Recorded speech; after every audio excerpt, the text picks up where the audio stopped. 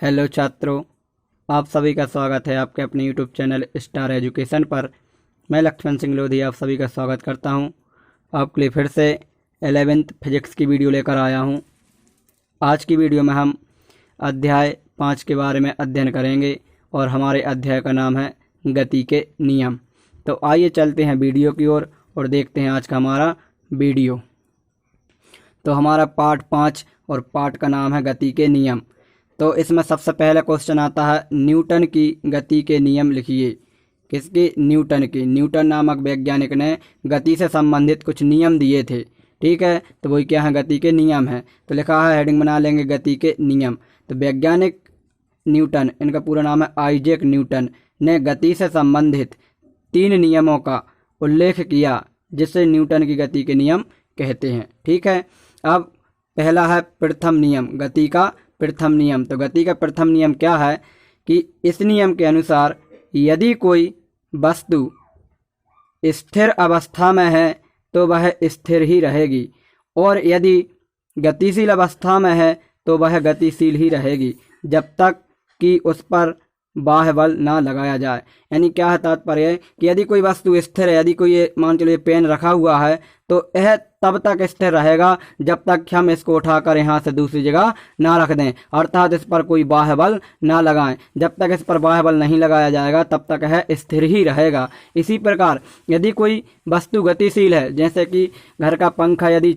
चल रहा है तो वह तब तक ही चलता रहेगा जब तक कि उसको हम रोकें ना, यानी उसको हम स्विच ऑफ ना करें, तब तक ही वह क्या है? चलता रहेगा। जब तक उस पर कोई बाह्य बल ना लगाया जाए तब तक वह क्या है? चलता रहेगा, यानी घूमता रहेगा। तो प्रथम नियम यही है कि यदि कोई वस्तु स्थिर है तो स्थिर ही रहेगी, और गतिशील है, चल रही है, तो गतिशील ही रहेगी। कब तक? जब तक कि उस पर कोई बाह्य बल ना लगाया जाए। बाह्य बल यानी हमारे द्वारा कोई बाह्य बल ना लगाया जाए। ठीक है, फिर इसके बाद में अब आता है गति का द्वितीय नियम। गति का द्वितीय नियम तो क्या है?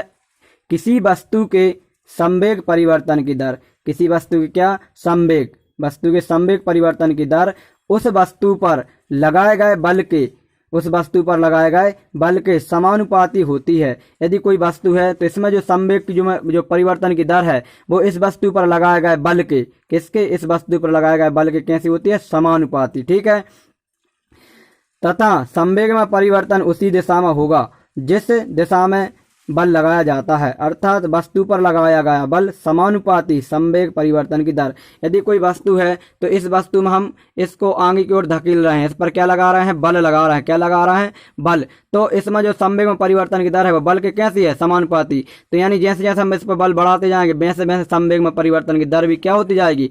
बढ़ती जाएगी। अर्थात और संवेग भी, संवेग में परिवर्तन की दर में परिवर्तन उसी दिशा में होगा जिस दिशा में हम वस्तु पर क्या लगा रहे हैं? बल लगा रहे हैं। तो ये है इसका द्वितीय नियम। तो याद रखना, F समानुपाती A, संवेग में परिवर्तन की दर वस्तु पर लगाए गए बल के समानुपाती होती है। ठीक है, फिर आता है तृतीय नियम। तो न्यूटन गति का तृतीय नियम क्या है? लिखेंगे, इस नियम के अनुसार प्रत्येक क्रिया के बराबर तथा विपरीत क्या प्रतिक्रिया होती है? प्रत्येक क्रिया के बराबर तथा विपरीत प्रतिक्रिया, यहाँ लिख लेंगे प्रतिक्रिया होती है। ठीक है, तीसरा नियम क्या है? प्रत्येक क्रिया के बराबर तथा विपरीत प्रतिक्रिया होती है। इसका तात्पर्य क्या है कि यदि, तो उदाहरण तौर पर समझें, यदि हम किसी दीवार को धक्का दे रहे हैं तो जितना बल हम दीवार पर लगाते हैं उतना ही बल दीवार हम पर भी लगाती है, तभी तो उसमें कोई परिवर्तन नहीं होता, यानी किया गया कार्य क्या होता है? शून्य होता है। जो कार्य किया जाता है वो क्या होता है?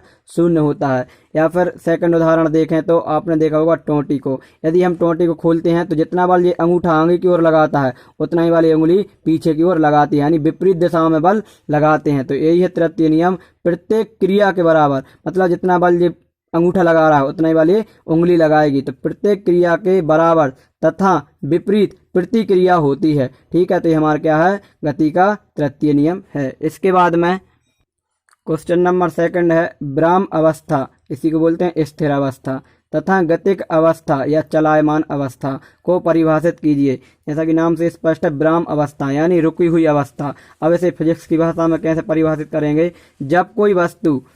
जब कोई वस्तु समय के साथ अपने चारों ओर की वस्तु के सापेक्ष अपना स्थान नहीं बदलती उसे विराम अवस्था कहते हैं। जैसे कोई वस्तु यहाँ पर रखी है और इसके आसपास बहुत सारी वस्तुएं रखी हैं, जब तक यह वस्तु अपना स्थान नहीं बदलेगी तब तक उसमें कोई परिवर्तन नहीं होगा। अर्थात यह वस्तु रुकी हुई है, तो रुकी हुई यानी कौन सी अवस्था में? विराम अवस्था में। जब यह अपना यहाँ से स्थान बदल देगी तो कौन सी अवस्था में आ जाए? विराम अवस्था में, सॉरी गति अवस्था में। तो अपन क्या पढ़ रहे हैं? विराम अवस्था में। तो यही लिखा है, जब कोई वस्तु यानी ये वस्तु अपने चारों ओर, अपने चारों जो वस्तु हैं उनके सापेक्ष अपना स्थान नहीं बदलती है, अपना स्थान नहीं बदलेगी तो वह कौन सी अवस्था में रहेगी? विराम अवस्था में ही रहेगी। ठीक है। फिर इसके बाद नेक्स्ट आता है गतिक अवस्था। तो उसका अपोजिट हो जाएगा, जब कोई वस्तु समय के साथ अपने चारों ओर की वस्तुओं के सापेक्ष अपना स्थान बदलती रहती है उसे वस्तु की गतिक अवस्था कहते हैं। ठीक है। जो स्थान बदलती है वो गतिक अवस्था, और जो स्थान नहीं बदलती रुकी हुई रहती है वो विराम अवस्था होती है।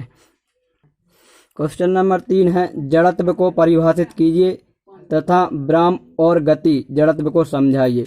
तो जड़त्व को परिभाषित करना है, तो जड़त्व क्या होता है? जड़त्व एक वस्तु का गुण रहता है। तो हेडिंग बना लेंगे जड़त्व। तो क्या है? किसी वस्तु का वह गुण जिसके कारण वह अपनी विराम अवस्था या गतिक अवस्था में परिवर्तन करने में असमर्थ होता है, क्या कहलाता है? जड़त्व कहलाता है। यानी जब कोई वस्तु रुकी हुई है, यदि हम उसे क्या करना चाहते हैं? चलायमान करना चाहते हैं, लेकिन वह चलायमान नहीं हो पा रही है, तो उसमें जो गुण है जो उसको चलायमान होने से रोक रहा है वो उसका क्या कहलाता है? जड़त्व कहलाता है। या फिर कोई वस्तु चलायमान है और वह रुकना चाहती है लेकिन नहीं रुक पा रही है, तो रुकने में असमर्थ है, तो किस गुण के कारण असमर्थ है? जो गुण उसमें है वही उसका क्या कहलाएगा? जड़त्व कहलाएगा। तो जड़त्व क्या है? वस्तु का एक गुण है, यानी यह स्थिर वस्तु को चलायमान नहीं होने देता और चलायमान वस्तु को स्थिर नहीं होने देता। ठीक है। वही क्या कहलाता है? जड़त्व कहलाता है। कहने का तात्पर्य है कि गतिशील वस्तु को गतिशील और स्थिर वस्तु को स्थिर बनाए रखने वाला जो गुण होता है वही क्या कहलाता है? जड़त्व कहलाता है। अब आते हैं जड़त्व के प्रकार। तो जड़त्व 2 प्रकार का होता है। नंबर 1 विराम का जड़त्व और नंबर 2 गति का जड़त्व। तो नाम से स्पष्ट है, विराम का जड़त्व। यदि कोई वस्तु स्थिर है तो वह स्थिर ही रहेगी जब तक कि उस पर कोई बाह्य बल ना लगाया जाए। तो क्या लिखा है? विराम का जड़त्व, यानी इसमें जो गुण है वो वस्तु को विराम अवस्था में ही रखता है। और फिर है गति का जड़त्व, तो इसमें क्या रहेगा? जो गुण है वो वस्तु गतिशील ही बनाए रखेगा। तो यदि कोई वस्तु गति अवस्था में है तो वह गति अवस्था में ही रहेगी जब तक कि उस पर कोई बाह्य बल न लगाया जाए। तो ये है जड़त्व के प्रकार। ठीक है। फिर इसके बाद में अब आते हैं विराम के जड़त्व के उदाहरण। जैसे कि रेलगाड़ी या बस के अचानक चलने से उसमें बैठा यात्री पीछे की ओर गिर जाता है। उदाहरण सेकंड है, कंबल को छड़ी से पीटने पर उसमें धूल के कण अलग हो जाते हैं।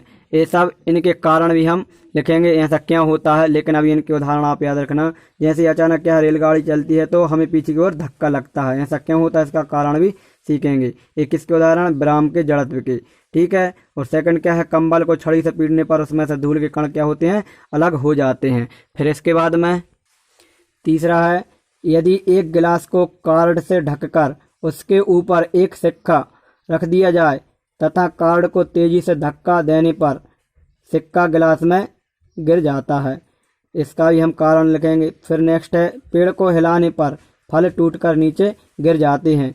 5वां उदाहरण, बंदूक के छर्रे से कांच में एक स्पष्ट छिद्र बन जाता है जबकि कांच नहीं टूटता। ये सब विराम के जड़त्व के उदाहरण हैं। फिर इसके बाद नेक्स्ट आता है, अब आते हैं गति के जड़त्व के उदाहरण।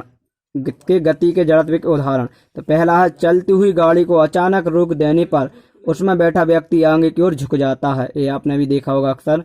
फिर नेक्स्ट है, चलती गाड़ी से कूदने पर मनुष्य को गाड़ी के चलने की दिशा में कुछ दूरी तक दौड़ना पड़ता है। तीसरा है, लंबी कूद के खिलाड़ी कुछ दूर से दौड़कर कूदते हैं। फिर नेक्स्ट है, चलती गाड़ी में बैठे व्यक्ति द्वारा एक सिक्का ऊपर उछालने पर वह पुनः उसी व्यक्ति के हाथ में ही वापस आ जाता है। नेक्स्ट है, यदि हथौड़ा हत्थे से ढीला हो जाए तो उसके हत्थे को पृथ्वी पर पटकने में हथौड़ा हत्थे में कस जाता है। ये क्या है? गति के जड़त्व के उदाहरण। अब इन उदाहरणों को हम कारण सहित स्पष्ट करेंगे। आज की वीडियो में इतना ही, मिलेंगे नेक्स्ट वीडियो में। यदि आपने इससे पहले का वीडियो नहीं देखा तो ऊपर आई बटन पर क्लिक करें तो आपको इससे पहले का वीडियो मिल जाएगा। मिलेंगे नेक्स्ट वीडियो में। जय हिंद, जय भारत।